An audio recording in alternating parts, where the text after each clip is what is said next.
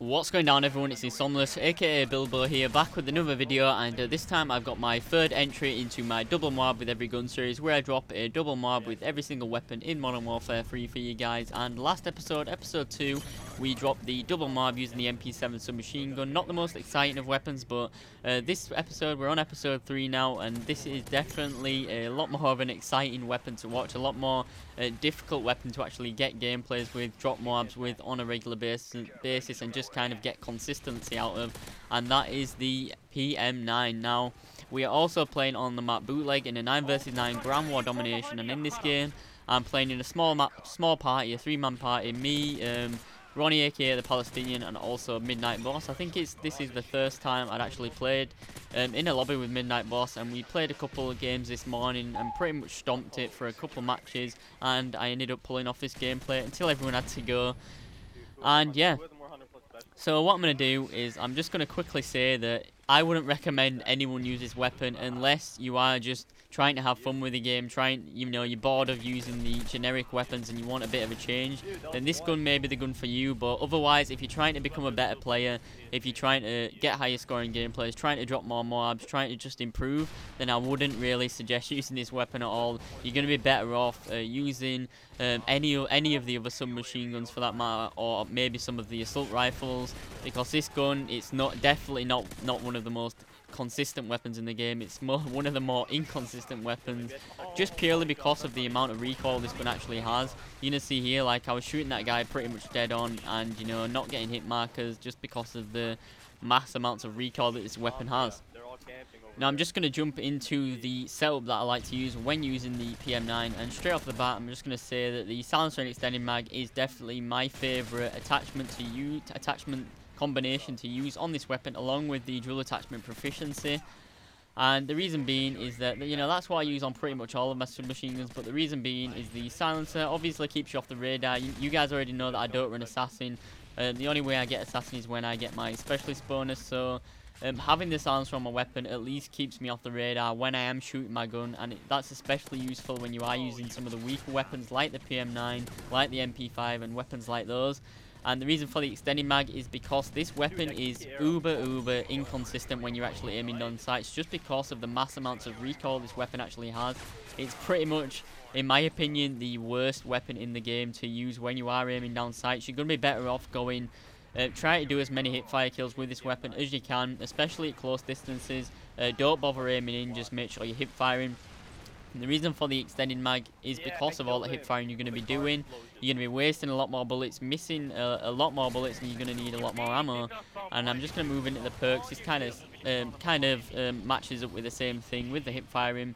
For my perk setup, I would recommend you guys use hardline, scavenger, and also steady aim if you are using the PM-9, because all of those perks match together. Scavenger, so you've got extra ammo for the hip firing. Steady aim, because it reduces your hip fire spread, so you can get more accurate hip fires. And also hardline, because of all the hip firing you're going to be doing, you might not get a guaranteed kill on every single kill, so you're better off getting assist rather than getting nothing. Now, you're going to see in this game, I'm not actually using that setup. I would be, but when this game actually started, I didn't have a chance to finish setting up my class, so I'm actually using quick draw, stalker, and sleight of hand in this game, my usual setup on most of my submachine guns, because I didn't actually get a chance to change it. But if I was to have finished setting up my class, I would have used the class that I mentioned earlier. So just to recap, when you are using this weapon, you basically want to stick to hip fires only. You're going to see in this gameplay that I am aiming down sights for most of my kills, but that's because I was using this weapon for quite a while, and I kind of got a bit of a hang of the recoil. You can never really get full control of the recoil on this weapon because it is so inconsistent and so kind of, just sporadic that you can't really control it fully.